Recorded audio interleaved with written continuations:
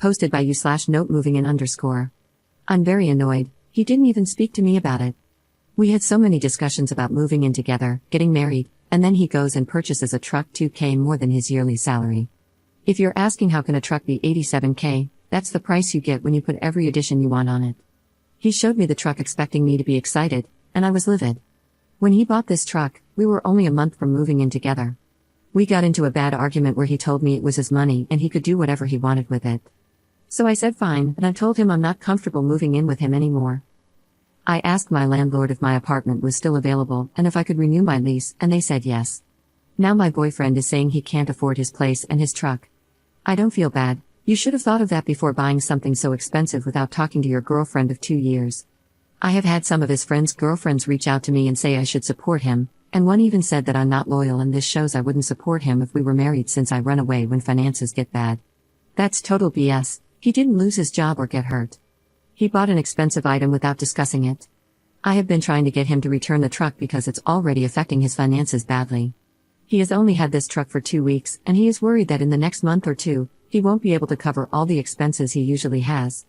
This past weekend, we had another argument, and I think our relationship is going to end. I'm not helping him pay for this truck, and I'm not moving in with him. I have asked for a break and will be thinking about what to do. Edit. I appreciate the different opinions everyone has given me. I have a lot to think about. To answer 2 questions, no, he doesn't need the truck. He works from home, and if he has to check in at work, he has an office. Also, his friends and their girlfriends know about this issue because he asked for their views when we went to a get-together last week. Only 2 girlfriends reached out to me to tell me I wasn't being supportive, the others have minded their own business. Update 6 days later. Yeah, so I broke up with him mainly because I realized we aren't financially compatible. Before I go into what happened, I do want to say something. I understand we weren't married, but we were both moving together into a new place and had several discussions about this move and our plans for the future, including marriage. For the people private messaging me saying it's his money and he can do whatever he wants or, you're only 2 years into a relationship, you're not a wife, I know that, and I have never asked what is in his bank account or told him what to do financially. I'm aware it is his money, but I also know his financial situation, and he was making decisions without my input that, if we were to stay together, would not only affect him but also our relationship, and our financial situation for years to come. I will stay on this hill. This is not okay, and if it's okay for you, that's fine, but for me, if we make a financial plan and you make a huge decision without me, I won't be okay with it, and that's a big reason why I backed out of moving into a new apartment with him. I would have never made a decision like this without his input at all.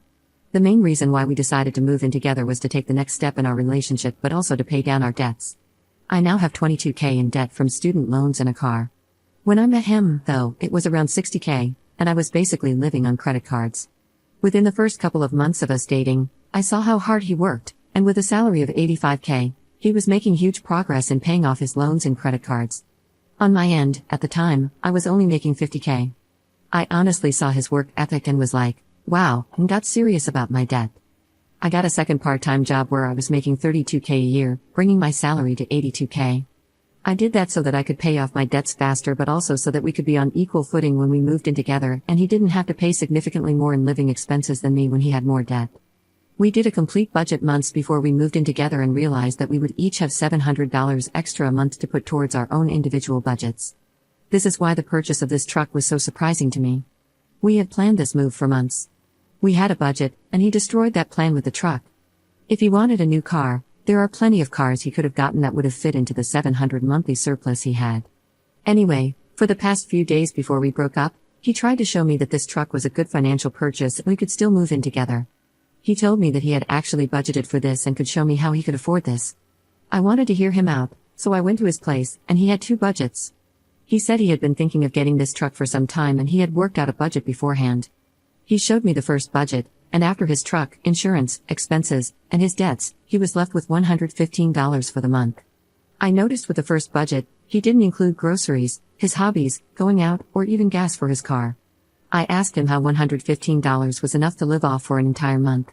I asked him how he could afford all of this and his truck, and if he planned to give up some things. He said no, he didn't plan to give up anything and that he could make everything work in his budget. I asked him what if he had an emergency or needed gas for his truck, and he just kept saying he would work it out without explaining how. After I saw the first budget, I asked to see the documents for the car, and that's how I found out the truck price was $95K total after taxes, registration, and fees. He traded in his reliable 2003 Toyota and all his savings to get a loan at 14% for 72 months. His monthly payment is now $1,966 and insurance is $573. He also still has significant student loans. I kept telling him $115 left over monthly wasn't enough. That's when he showed me his second budget, which had a combined higher monthly income. I asked him if he was getting a second job, and he said due to his job relying on him to be on call, he couldn't. I asked where the income was coming from, and this man said, "Well, you're getting a raise soon." I froze because I had mentioned this raise once months ago. My first job is my career job, and I work in a field where when you hit certain milestones, you get a pay bump. In September, if my raise is approved, I will go from $50K to $80K, and with my second job, my total yearly income will be $112K. But getting the raise isn't a guarantee. You have to meet certain criteria, and if you don't, you have to wait 3 months before trying again. When he said that, I was quiet, and then I said, "So you planned a budget that included additional income that I wouldn't get for at least 6 months and income that I might not even get in September?" He said when I got my raise, the ratio of what he would pay would decrease, and he would have more disposable income. I asked him why it was okay for him to plan budgets with my income but yet I had no say in how he spent his. He couldn't answer that. I told him I had no issue with paying more bills if I got a raise, but the fact that he banked on that, didn't discuss it, and now expects me to be okay with this is ridiculous. I also said there's no way I wouldn't be paying more with the first budget because he wouldn't have been able to survive on $115. I told him he didn't communicate, and this is on him because he made huge financial plans without discussing anything. Finally, I told him I would never have done any of this without going to him first because I thought we were a team that was building something. I ended things the next day, and he has been trying to reach out, but I'm not interested. He has financially crippled himself with his truck. If with my income now, he could barely make it, he surely isn't making it on his own. I really hope that things work out for him and he is able to keep his truck and recover, but I'm not paying the consequences for such a massive financial mistake that's going to hugely affect him for years to come. If I were to stay, this financial decision affects me as well and would continue to affect both of us for years. Again, this is different from becoming ill or losing a job. He chose this and refuses to budge and fix it. I now realize we are not financially compatible, and that's okay, and I wish him the best. Second update 6 months 2 weeks later. Hi everyone. So I posted a few months ago about a situation I was dealing with regarding my ex and him buying a car without telling me. I really doubted myself when I first made the post because I had received such strong negative reactions from others about wanting to back out of the move. I appreciate the comments I got, not only on the post but through messages as well. It really helped solidify for me that the feelings I had about the situation shouldn't be ignored. So thank you, everyone, for responding because it saved me financially. Looking back at the situation now, months later, I can see that I was being set up to be financially abused. When I broke up with my ex, I thought we were financially incompatible and that, unfortunately, it took this large purchase for me to realize it. But I can see now that's not the case. My ex made a plan in his head, and what made sense to him was for me to pay most of the expenses, and he thought this was okay and that I should be okay with it too. Even though I can see the reality of what he was trying to do, I can't hate my ex because he helped start me on this path of looking at my finances. I remember when we first started dating, I went to pay for an item I was getting, and my card declined. Without batting an eye, even though it was a little embarrassing, I took out another card and paid. I was used to this happening every once in a while because I was literally living paycheck to paycheck. I'm not putting down to anyone in that situation, but at the time, I was living way above my means. I would justify every single want and get it, and I thought that because I was making minimum payments on time, I wasn't as bad off as the next person. When the situation with my card happened, after we got back to my ex's car, he kindly asked if this type of thing happened often. I told him it did sometimes, and he basically gave me advice. He didn't try to force me to stop spending. He asked me to track my purchases and recommended a few apps. During the first 2 months that we were seeing each other, he would encourage me every other day, or every once in a while, to just track what I spent. He suggested that I shop as I usually did but track everything. Being able to see how much I was spending, especially when broken down into categories, was astounding. There was one month I spent $68 on bagels. It wasn't for work, and it wasn't for other people. It was me stopping at a bagel place every morning and getting a bagel. Sometimes I get variations, which is why the bagels cost so much. Once I realized how much I was spending on unnecessary things, my ex helped me create a plan that worked for me, and that plan has continued to work consistently. I've added to it, changed things, or tweaked it as my financial situation has improved, and so far so good. This is why I don't have any bad feelings toward my ex.